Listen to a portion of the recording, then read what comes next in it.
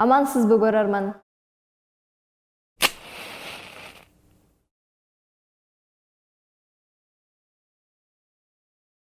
Быйыл көз-кыш мезгилинде электр энергиясы маал-маалы менен өчүрүлбөйбү? Бүгүнкү күндө Бишкектин четиндеги конуштарда жана аймактарда жарыктын сааттап өчүрүлүшү оңдоо иштери менен байланыштуубу же кеп башкадабы? Баса электр тармагындагы адистер кырдаалдын бир топ оордугунан улам эгерде жылытуу мезгилинде керектөөчүлөр лимитти сактабай турган болсо, анда чектөө киргизүүдөн башка арга калбай тургандыгын кыйтып жатышат. Атүгүл электр энергиясын берүүдөгү чектөөлөр 50% жогору болору айтылууда. Мунун себептери эмнеде жана чечүү жолдору барбы? Бүгүнкү берүүдө мына ушул суроолордун алкагында Кыргызстан улуттук электр тармактары ачык акционердик коомунун мурдагы башкы директору менен маектешебиз.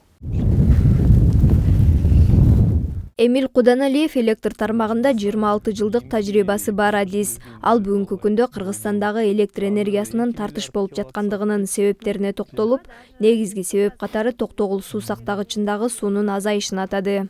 Азыркы учурда Кыргызстан энергетикалык системасында оор кырдаал түзүлдү. Биринчиден Токтогул суу сактагычын топтолушу пландалган көлөмдөн аз болуп калды. Бүгүнкү күндө Токтогул суу сактагычынын суусунун көлөмү 12 миллиард 200 миллион куб суу, кубический метр суу. Мындай эле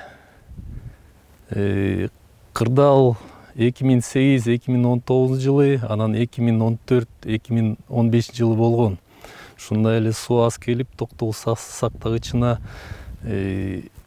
аягына толтурбай Токтогул ГЭСти анан жазга жеткенде Токтогул ГЭСтин көлөмү 6 миллиард 300 миллион куб метр түшкөн. Ошо түшкөндө, ошо деңгээлге Токтогул ГЭСтин гидрогенераторлор вибрация болуп, иштен чыгып калышы мүмкүн, бузулуп. Ошон үчүн ошо деңгээлге жеткенге Токтогул ГЭС суу агымы менен иштеп калат. Кышкын суусу агымы 150 кубометр секунду. Негизи кыштын керектөөсүн жапканга 650 кубтан ашык керек. 150 куб ал эмне? 150 куб суу Токтогул ГЭСтен анын ылдый жактан турган 4 ГЭСтен өткөндө көп болсо 10 миллион киловатт саат эле өндүрүлөт. Калганы 20 миллион ТЭЦ Бишкек, импорт электроэнергия, башка электростанциялар. Мындай өзүңөр эсептесеңер, кышкы орто керектөөсү бир суткалыкы 65 миллион киловатт саат. Ошондо 50%-тан көп чектөө кириш керек керектөөсүн. Азыр деле Бишкектин четиндеги конуштарда дагы бар. Ошол эле Жалал Абад менен Баткенде убактысы менен өчөт да. Булар дагы көбөйүшү мүмкүн да. Азыр мындай маселе болуп атпайбы? Кошумча кетсек, азыр жайкы айлардын керектөөсү былтыркыдан 10%-дан ашык болуп атат. Ошо тенденция керектөөнүн өсүшү күзгү жана кышкы айларында уланышы мүмкүн. Ошондо импорт да жетпейт, кошумча ТЭЦ өндүрүшкөн электроэнергия жетпейт. Ошондо биз мартта же февралдын аягында 6,5 объемго түшүп калабыз. Бизде графиктер бар, местный разгрузки, испытающий стров, ошону колдоп өчүрөбүз. Мындай негизи инструкция боюнча 2 сааттан ашпаш керек. Бирок кандай болбой калат? Менин оюмча жарым сутка, күндүз, кечки маал свет өчүрөт, түн ичинде беришет мындай 50-60%. 50% өчүргөн аябай кыйын. Кыргызстан жарымсын өчүргөнү билбейм кандай кылабыз. Ошол жанагы жарым суткалык өчүрүүлөргө кайсыл аймактар туш келиши мүмкүн? Айылдардын баары, анан Бишкектин жарымы 30-40%. Бирок көп тармагында больница бар, детсад бар, мектеп бар, электрикалык жылыткыч бар. Анда караш керек, бирок алар деле маселе чыгып калат. Генератор коюш керек. Импорт кошумча алган электроэнергияда абалды оңдоп калбайт. Анда бир маселе, чоң маселе бар бизде. Кредиттик карыздарыбыз. Улуттук электр тармагы эле бюджетке 67 миллиард сом карыз. Долларга эсептегенде $800 миллион жакын. Бул бекер эле акча алынган эмес, эң чоң долбоорлор кат-катка аткарылган. Биринчиси Датка, түштүктө 220 киловольт таба чологору курулганы. Ошону куруп бүткөндөн кийин 2010 жылы Өзбекстандан көз каруудан чыгып кеттик. Ага чейин 8 миллион жыл сайын төлөгөнбүз. Электр энергияны Ош облусуна, Баткен облусуна жеткиргенге. Экинчи чоң долбоор Датка Кемин и подстанция Датка көрүп атасыз. Ошо 389 миллион доллар кеткен. Аны куруп бүткөндөн кийин 2015 жылы Казакстандан көз каруудан чыгып кеттик. Аларга жыл сайын 200 миллион киловатт саат берчүбүз потеряны жоготууну жапканга. Ошо чоң эле долбоорлор эң негизи карызыбыз 85%. Эми ошону карыздарын төлөгөнгө 20, 21, 22 жылы реструктуризация болуп, биздин төлөөнү кыскартты 2 эсе. Быйыл миллиард 800 миллион сом төлөйбүз, эмки жылы 2 миллиард 100 миллион сом төлөйбүз.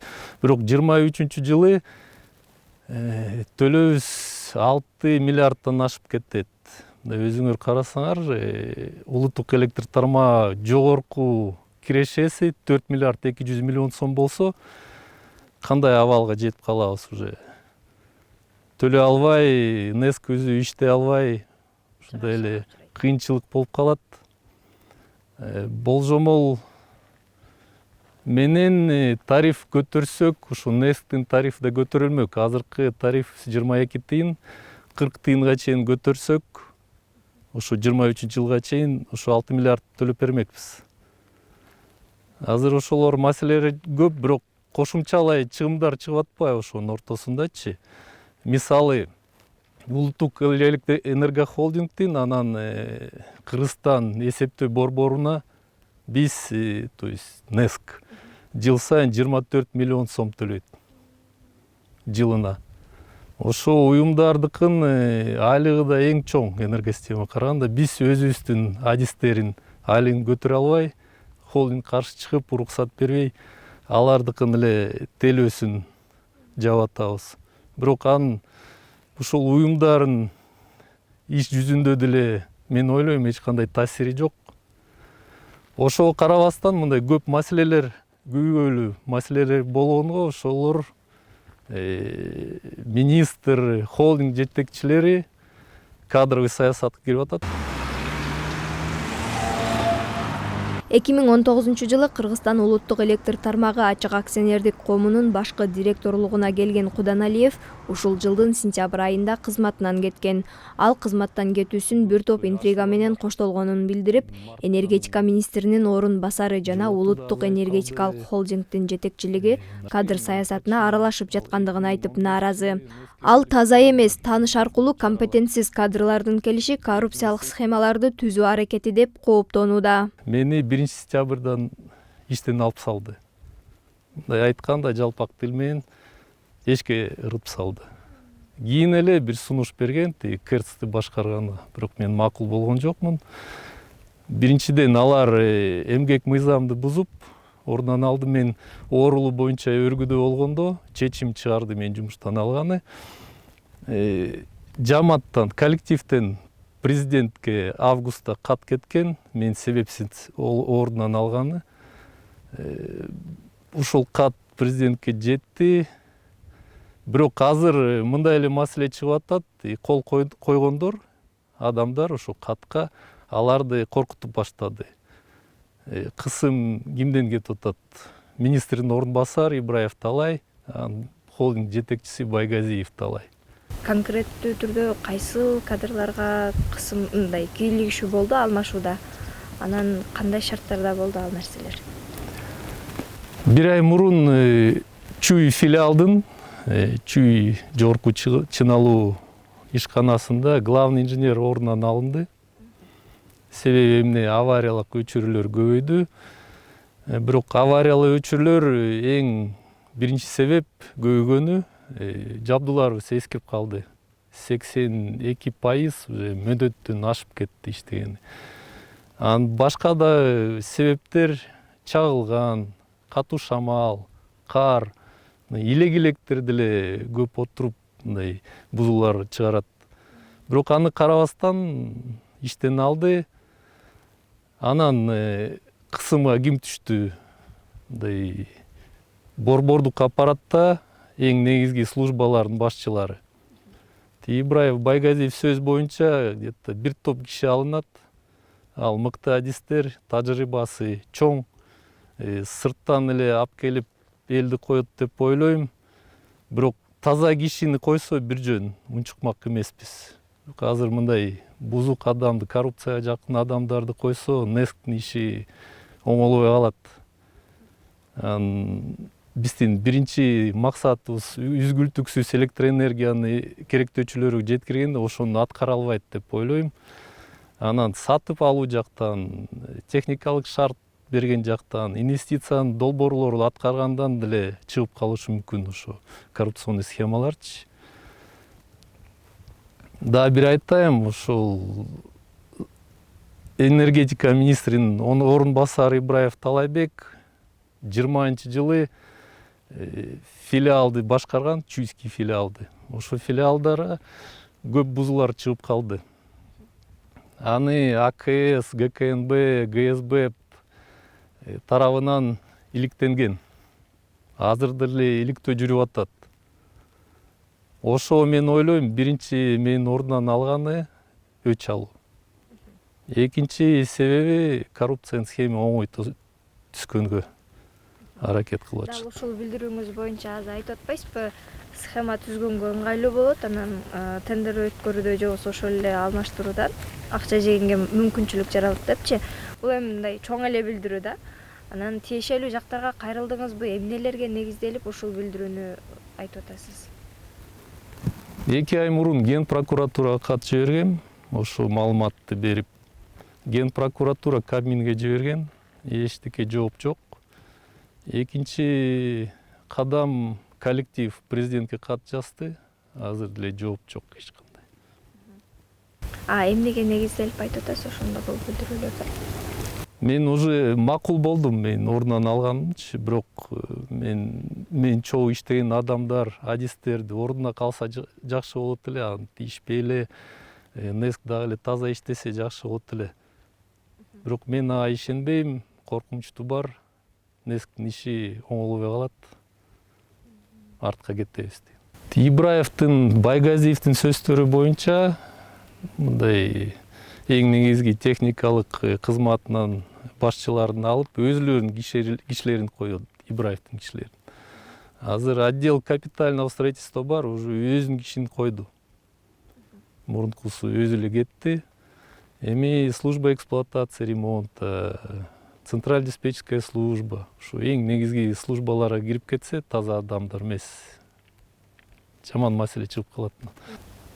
Мен сунушум ошо, менин ордума таза адам келгеним, азыркы НЭСктин жетекчиси Ачикеев Жолдош былтыр электрический станции ачык акционер коомунун жетекчиси болгон, ошондо октябрь-ноябрда тиякта да иликтөө жүргөн, сапатсыз көмүр ТЭЦке жеткирип бергени.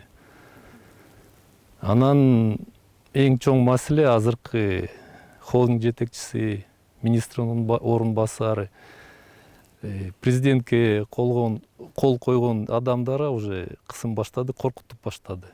Канча киши? 480 адам кол койгон, ар бир филиалдан. Ошолорго тийишип баштады. Биз бул маалыматты тактоо үчүн Талайбек Байгазиевдин өзүнө байланышып, мындай жооп алдык. Улуттук энергетика тармагындагы 400дөй кишиге коркутуулар, кысым болуп атат деп комментарий берген болчу. Сиздерден жооп керек болуп атат. Жок, эч кандай кысым, коркутуу жок. Бул жалган маалыматты берилип атат. Мен өткөндө өзүм барып акционер компания менен бүт кишилерин чогултуп, собрание өткөргөм. Эч кандай куугунтук эчтеке жок. Булар өзүнөн өзү жарыктуу эле журналистти защита кылабыз эле ошондой иштерди жүргүзүп атат да, элдерди мындай туура эмес маалыматка киргизип атат. Министерство энергетиканын орун басары деп сизди атап атат Талай Ибраевчиге. Эч кандай мен мен кандай эми өзүңүз деле ойлоп көрсөңүз эми 400 кишини кантип мен жалгыз мен кантип эми бул эме да мындай болбогон нерсе да эми бул. Мен кат жүзүндө берип коем сизге, хорошо? Айтып берсем болот да, 400 адам, 800 адам менде коркутуп атат депчи. Бир киши барып неме эткенде мен алдым ал катыңарды, мына мага жаңы эле алып келип берди биздин пресс-секретарь. Эме жолун даярдап беребиз мен. Мен эмне себептен алынганы, аварийный отключениялар көп, капстроительстволор аткарылбай калган. Мына бүгүнкү күнгө чейин ошонун баары тең ноябрга жылып кетип атат. 1-октябрда бүткү жумуштар ноябрга жылып атат. Трансформаторлор заказ берилип, размещать этилген Кытайдын границасында турат. Аны кышка чейин алмаштырыш керек болчу 1-октябрга чейин. Ошонун баарын жазып беребиз. энергетика тармагында кресло үчүн күрөштөн башка дагы бир топ көйгөйлөр бар. Атап айтсак, жабдуулардын эскилиги, электр энергиясынын керектөөнүн жылдан жылга өсүп жаткандыгы, автоматтык өчүүлөрдүн көбөйгөнү, суунун аздыгы, импорттоо маселеси, импорттолгон электр энергиясын кошуна өлкөлөрдөн алып келүү. Ушул көйгөйлөрдүн мындай тарифти кымбаттаткандан башка жолу жокпу чечүүнүн? Биз истегенбиз көп эле киреше булактарды, бирок алар көп деле кирешени бербейт. Максимум 100 миллионго чейин табабыз. Бирок бизге 2 миллиард керек да азыр. НЭСКке керек. Кредиттер төлөгөндө. Анан жабдууларды жаңыртканда деле көп каражаттар керек. Жаңы объекттерди, подстанцияны абачыбалгара курганда көп акча керек. Азыр аябай бар позицияны азайттык. То есть азайтты НЭСК. Эми өнүгүш керек да бизге. Кредиттен башка жабдуулар жаңыртып, жаңы объекттерди куруп, элди окутуп, айлыгын көтөрүп, балким квартира алып берип, ошого каражаттар керек. Негизи ал туура кошумча импорт электроэнергия алганда Туркменистандан келип аткан 500 миллион киловатт саат, бирок бир маселе бар. Аны Өзбекстан тармагы менен жеткизиш керек бизге. Бирок Өзбекстан менен мындай катуураак сүйлөшүш керек болчу. Биринчиден бекер эле өткөрүп бериле деп коюш керек болчу, анан башка бонустарды бербей эметсек болмок. Мүмкүнчүлүк бар беле ошол бекер өткөрүүгө, аларды көндүргөнгө? Аракет кылыш керек болчу да. Рычагдарды колдонсок болот эле. Рычагдар деле бар, бирок азыр айта албайм. Бирок аракет кылса болмок. Мындай бизде ВОЛС деген эмне билесиңер да? Оптические линия связи, вот ушу опоранын үстүндө грозотростун ичинде бар. Ошого да арендага берип көрдүк. Бирок андан киреше азыркы быйылкы жылга 4 миллион эле сом чыкты. Башка деле жумуш бар, мындай башка организациянын жабдууларын ремонттоону караган, андан деле 30-40 миллион эле чыгат. Мындай сунуш берген мурунку холдинг жетекчиси, майнинг пайда болсо, майнинг криптовалют, тарифти көтөрсө, НЭСКтин тарифин да көтөрөт деп ачкан. Ошо деле жакшы киреше бермек 1 миллиард сомго чейин. Башка киреше булактар жок бизде. Анда ушул ишкананын тегерегинде болуп аткан жанагы кресло үчүн күрөш деп койсок болот да. Ушул нерсе биздин азыркы тармак, то есть энергетика тармагы кышка даярдык эмес, даярдык начар дегенди билдиреби? Улуттук электр тармагынын эмне керек? Ремонту жакшы, сапаттуу өткөзгөнү. Биринчи компания баштаган чейин бүт материалдарды алып, ошо эл ошо менен иштейт, адистер, кызматкерлер. НЭСКтики баарын алынган, 90% алынган. Капиталдык курулуш жактан эле жабдуулар келе элек. Границадагы маселе, пандемиядан маселе чыгып калды да. Бирок НЭСК өмүр бою эле даяр болгон. Күз-кыш мезгилин өткөнү, бөлүштүрүшчү компаниялар, станциялар жөнүндө айта албайм. НЭСКтики да 2 ай бар жумуштары, октябрь, ноябрь. Мындай айтсак 80% даяр.